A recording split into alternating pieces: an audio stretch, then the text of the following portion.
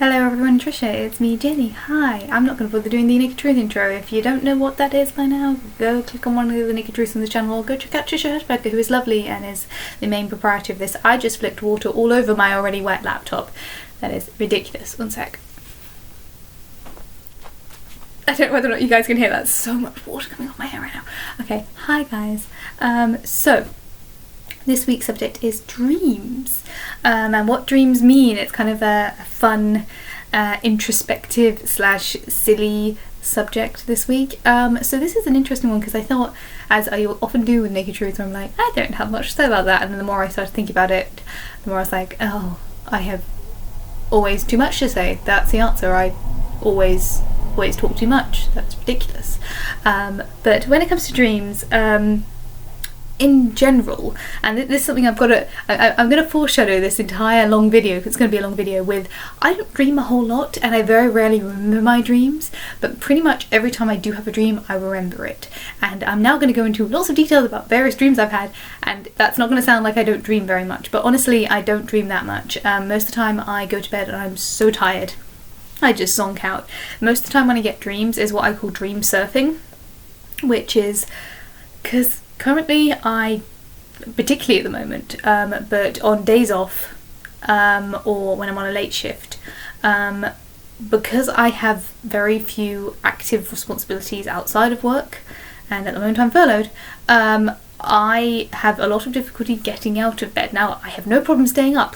I'm a-okay for. Last night I stayed up till 4:30 with friends because I'm an idiot, but getting up is something I really struggle with. If I have something that I have to get up for, I'm up, that's fine, I can deal with it. If I don't have a purpose to get up, that's when I really struggle, and that's when I dream surf, which is when you kind of go in and out of dreams. You go in and out of consciousness during the lie-in, and I'm very aware that's probably not healthy, and like every time I tell someone that I've had a good lie-in, they're like, oh well, you probably needed that, you probably needed the sleep, and I'm like, I didn't, and it's probably very unhealthy of me to do this kind of undulating dream pattern where you can, like, you wake up because you think it's time to wake up, or you wake up with a snooze and you're like, I was midway through a dream, let me go and finish it.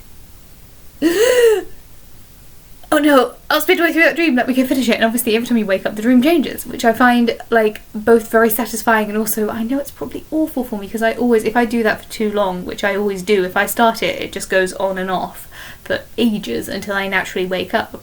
I always wake up feeling awful. I usually wake up with a headache. Those are the days when I have nosebleeds. So it's not healthy. But I really like when you're in that position, when you're asleep, the dreaming is as real as any reality. It's only when you wake up that it doesn't seem real. So when you're in that semi-conscious state and you can dive back into the dream, the logic is there, no matter how important things are, particularly if you don't have that subconscious I must get up to do a thing. The dream is more important than being awake, and yeah, that's a weird thing. But yeah, in terms of dreams that I've had, I've pretty much had every single dream Trisha was talking about. I've had the late dream. I've had I regularly have the one where, particularly when I go to sleep late and I have to get up in the morning, you have the dream where you missed your alarm and you're running late, and you haven't got everything done and you have to run to get out the door and you can't get everything together and everything's mad. I have that dream quite often, particularly when I go to bed late, knowing that I've got to get up in the morning. I've had the naked dream, although usually it's either top half or bottom half. Like I usually have like either like a t-shirt and then nothing below the waist, or I've got plenty on down there but then I'm topless. And I once had that for when I was in school, which is going back to school dreams. So this is one that I actually have relatively often in various forms, and it's probably my most common reoccurring dream. And I know it's an anxiety dream, and it's an anxiety dream when I feel like I'm being lazy, or I'm feeling particularly self-conscious about being a dum-dum. And it's you're so stupid you've got to go back to school, and it varies which school I have to go back to. Sometimes it's primary school, sometimes it's preschool, sometimes it's secondary school, sometimes it's sixth form, sometimes it's university, sometimes it's ballet class. Most recently, actually, one that I've been getting the most recent in terms of back to school is back to my old job. Like, you're not good enough for your current job, go back to your old crappy job. Like, that dream has been reoccurring. and it's pretty much all the same thing where it's combined with the test anxiety one, where I turn up and I'm like, but I learned all this before, how come I don't know it anymore? And I get those a lot, and the feeling of just crippling inferiority, and that's often with procrastination dreams as well. Like I'm in the exam place and I'm like, oh well, I've got like 15 minutes before the exam. If I read this whole book, I'll be able to do what I need for this exam, because I'm too dumb because I had to go back to retake this exam. And then I start on that subject and I can't finish the book, so I haven't done my prep, so I haven't got the exam, and I can't pass. I've got to go back to school, and I'm 27. I finished university years ago and have no intention to go back, and yet I still have these relatively often. Other dreams that were mentioned, I've had sexy dreams. They're very rare. They are very rare, but I do have dreams. Occasionally I wake up and I don't know what I'm dreaming about, while I wake up laughing or crying. Those are very, very rare. I probably have had maybe one every 5 years when you wake up laughing or crying, but I have had those ones where I wake up laughing or crying, and often it's weirdly the emotion that happens when I wake up is the opposite, kind of like in Beatrice in Much Ado About Nothing, where she says that she often dreams of crying but wakes herself with laughing. Like, I often have that where I dream really sad emotions but wake myself up laughing, or vice versa, where I dream of laughter and wake myself with crying. It's weird, and it's very, very rare. Those are very, very rare. As I said, once every half a decade, if that. What other dreams? Face switching dreams. I don't think they were mentioned in Trisha's, but when you dream about, it's one person but they've got someone else's face. I have that a lot. Like the number of dreams I used to have where I knew it was my sister, but she was also Sarah Michelle Gellar as Buffy the Vampire Slayer. I had a lot of those dreams where my sister was always Sarah Michelle Gellar, always, as Buffy the Vampire Slayer. I've had Big Little Dreams is something that me and my sister always had, which is the feeling of dysmorphia in terms of size. So sometimes it would be like one arm or one leg is the wrong size, or it could be your whole body's the wrong size.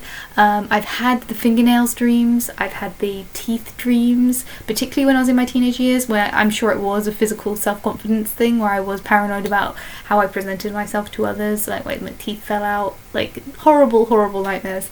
I used to have a lot of, when I was very little, and I think this was when I was very, very little, I used to have recurring dreams when I was staying at my grandparents on mum's side, and they lived in this very old, very tall house by the ocean.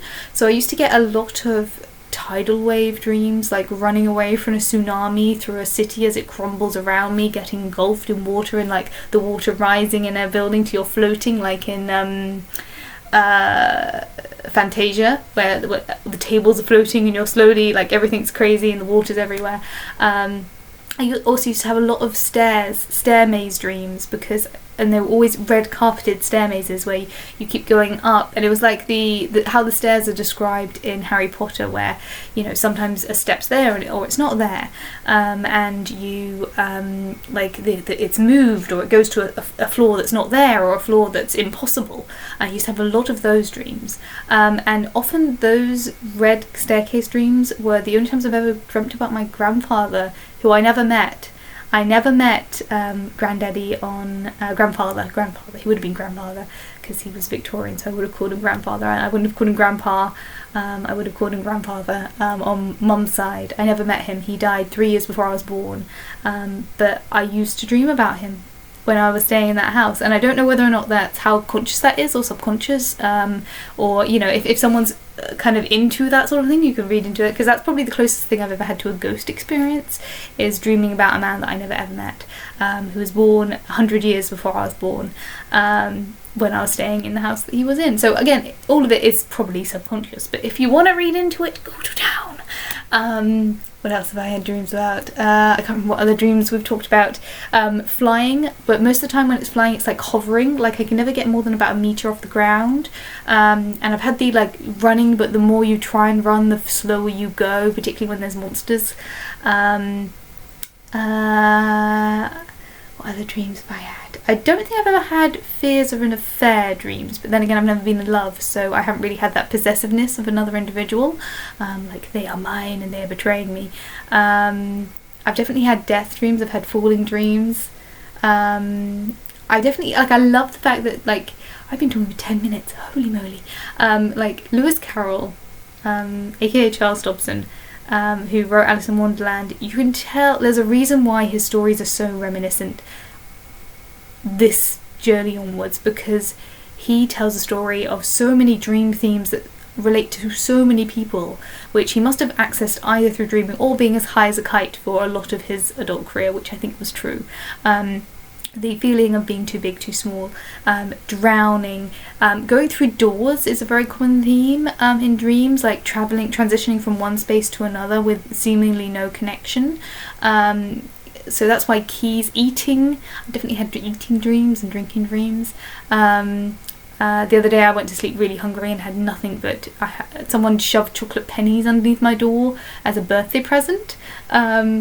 And that was part of a back to uni dream. It was like I had to go back to dorms, but it was also my birthday, so I was hanging out with my sister, and then her friends, as my birthday present, shoved chocolate pennies underneath my door. So in the morning I'd wake up to find it surrounded by chocolate pennies.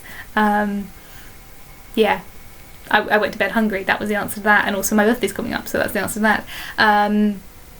Yeah, and also it was a back to a school anxiety dream, which is one of the things I've been feeling a lot lately. So yeah, Lewis Carroll is fantastic in that he captures all of those elements that are very common dream language and kind of translates them into a book. And it also combines it with like a lot of childish nostalgia, like things like chess pieces and cards.